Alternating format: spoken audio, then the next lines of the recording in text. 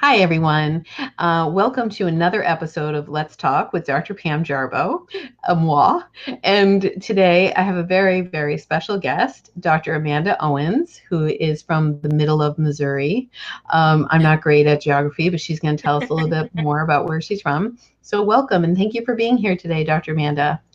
Oh, I'm so honored to be a part of your program today. Thank you for having me. So, I am from the middle of Missouri. It is Columbia, Missouri. It's sort of right between St. Louis and Kansas City, which are the areas most people are familiar with. But Right. it's a fun area. It's nice. Oh, it's lovely. And you have a very successful practice there and are making a tremendous impact in your community. I'm going to say it because I'm pretty sure you're not going to jump out and say that. And I have the honor of being your coach and guide in that process. And it's been an amazing journey for me personally. But I wanted to talk to you about chiropractic first because that's our first love. And I was wondering if you could share, a story or something that's been impactful for you being in practice. Oh, absolutely. Thank you for asking that. As I'm thinking about, there's a couple of things that come to mind right away, but one stands out. And to put it into context, I've been fortunate enough to practice for over 10 years now. And so you're not good at geography. I'm not good at math. So 10, 12 Together years we make a somewhere in very there. I've incomplete been doing it for person. a minute, not forever, but for a minute. And in fairness, there are days that like it's the absolute greatest joy in my life. And then there would be spells of time where maybe some of the challenges on the business side would get me down and I wouldn't be as connected with really the core of what chiropractic is and what it can be in people's lives. And so when you ask that question, I think about this patient who's so dear to me. I think she's fantastic. And I think it's just so neat how we get to have measures of time in people's lives instead of like, hey, I'll see you every 6 months. But as we engage in them in patient care, I mean, we get to see them for a good portion of their life. And so for this individual person on this story, she had come to our office, she had headaches, and I had actually been seeing her husband. And so he kind of talked her into coming, one of those situations. And so she came in and she Which is started reversed care. of what is normal, Right, right? I know. It was the opposite. It was a unique thing.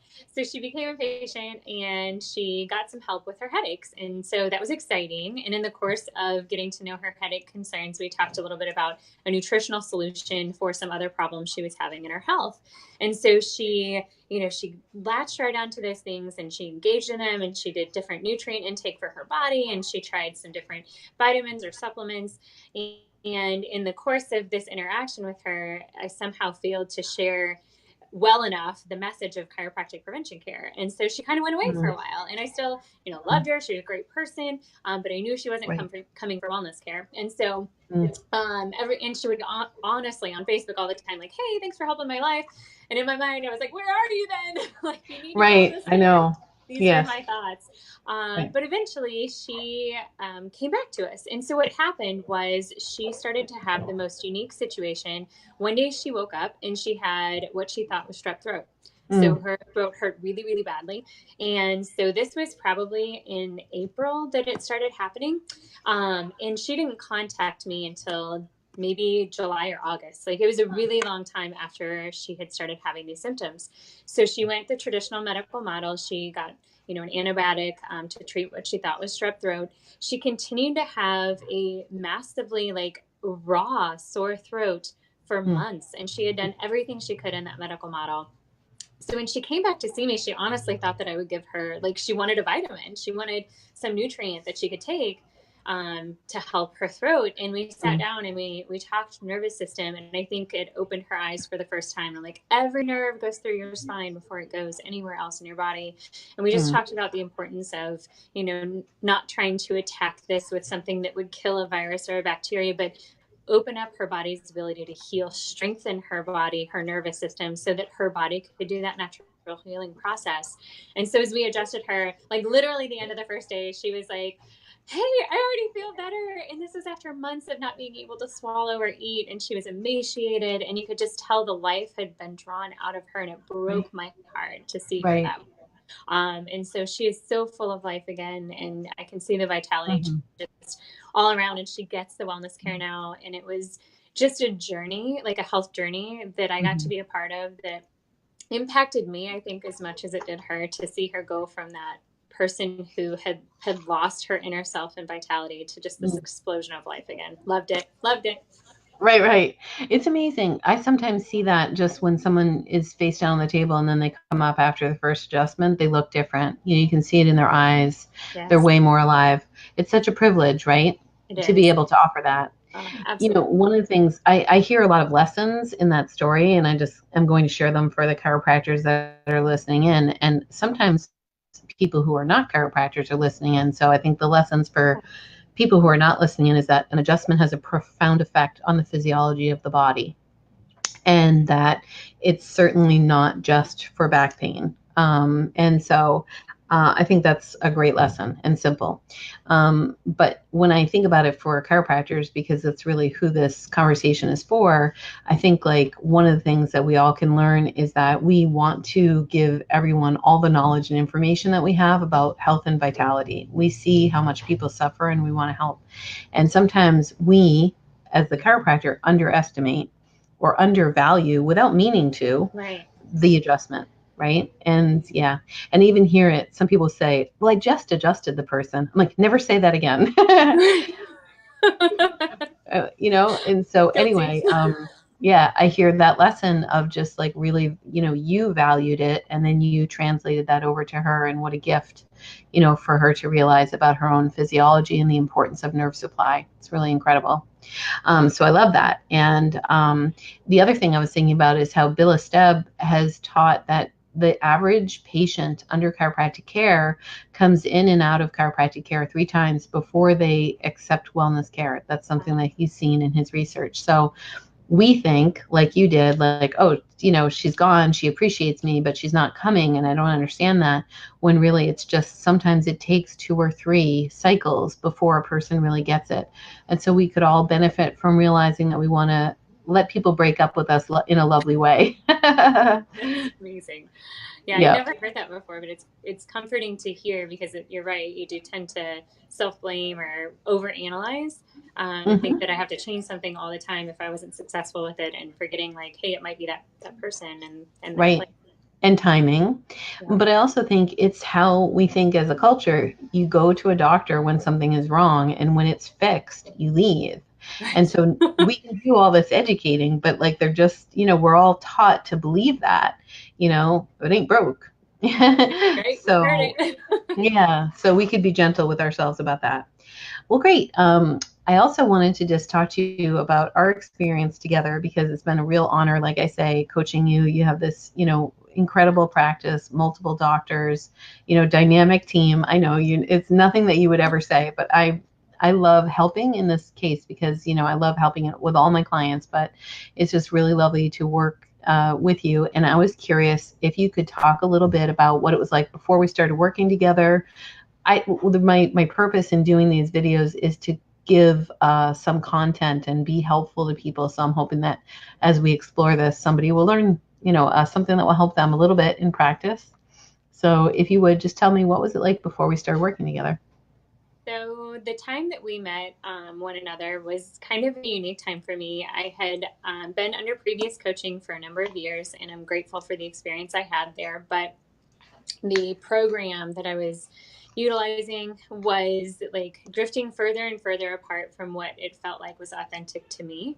And Mm, it was placing in a structure that I think would have created like a great deal of anxiety in my life. And so I think in a recent post you had said, hey, somebody said, what does it mean to be successful, or what makes one person successful or not? And I loved this context that you put, like, hey, let's first define what success is, because if the end result of success is that person's life force is depleted, what did we accomplish?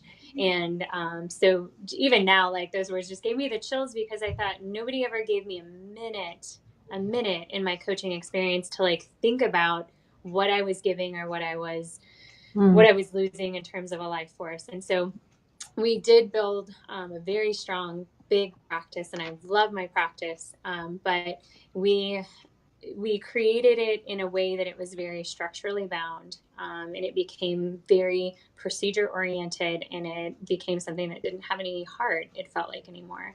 mm, And so our doctors were giving great care, and they were great about what they did, but if, you know, XYZ procedure wasn't perfect, or all we could train on was procedures, and it was this element of like this structure should be so grounded in this, like how we say each word and every single word scripted and Mm, bound, mm, that I think people's spirits were weighed down, and mm, they couldn't engage their own selves or their own like hopes within the right. practice.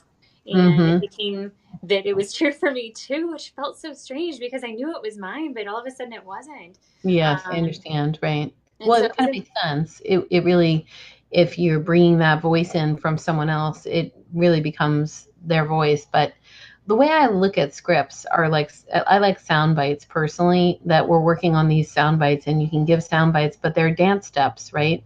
So dance steps are kind of universal, but then you're allowed to express the dance through you, right? And so, right, that's yeah, really what we want. But yeah, it's interesting. I remember that post that you're talking about. I think it just happened the last couple of days. So when people coach with me, just to give context to this, some people do a group coaching experience in something called the Genius Room, and people post questions, and it's a really safe, loving environment. It's real, and it's a great learning space. I learn a lot from it, and I'm sort of hosting it, but I learned so much from everyone in the group. It's awesome.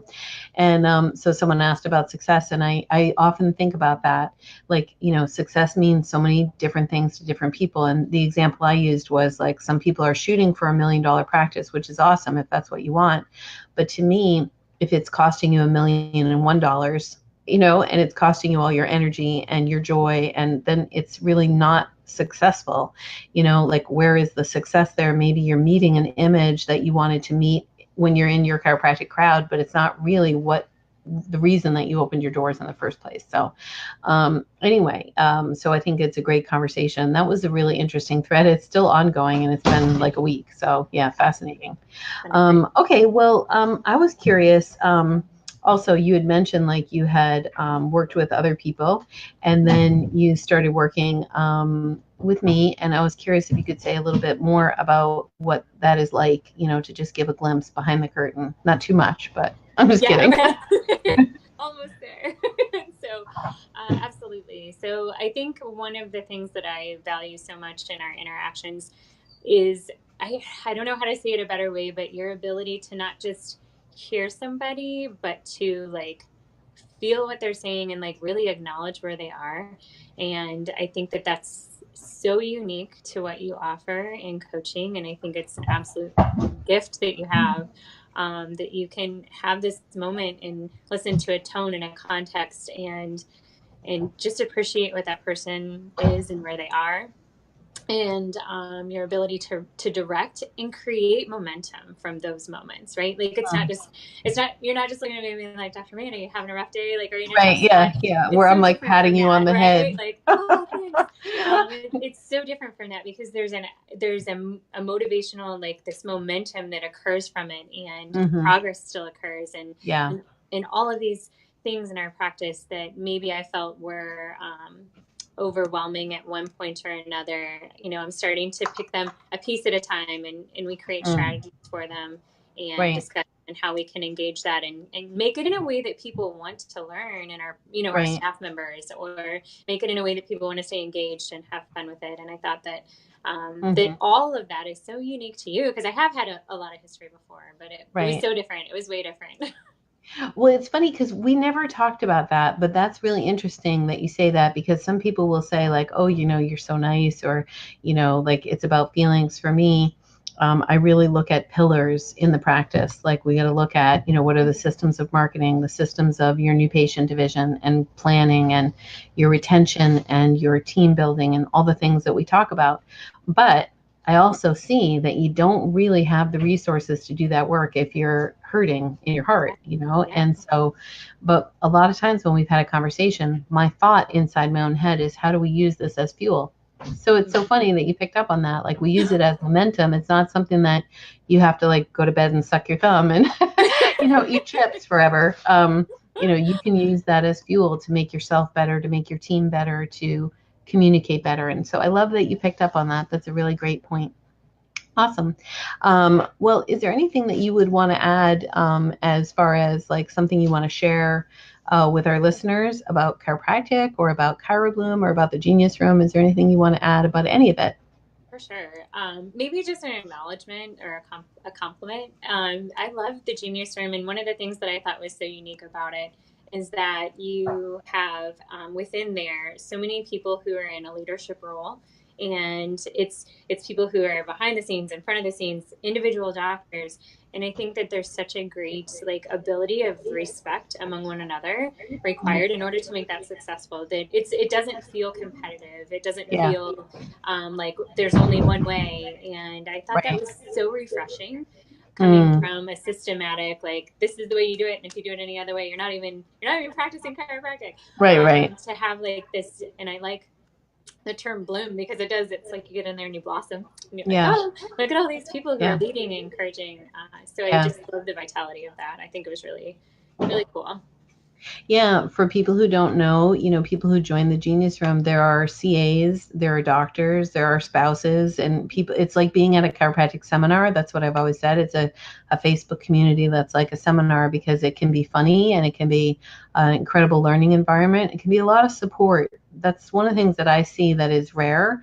That someone makes themselves vulnerable in there and people just rush in and help. It's a great community. So thanks for acknowledging it. I appreciate it. And thanks for being a part of it because really you generate that. I've seen it where I'm, in practice and then I'm, doing my coaching calls and sometimes I won't get into the Genius Room till the end of the day. And I'm just wowed by the support that somebody reached out to get. And you're often that person, like you are the voice that is really helping, some of the younger people. And it's just really lovely to watch people give and receive their gifts. So it's really cool. Thank you. Yes, absolutely.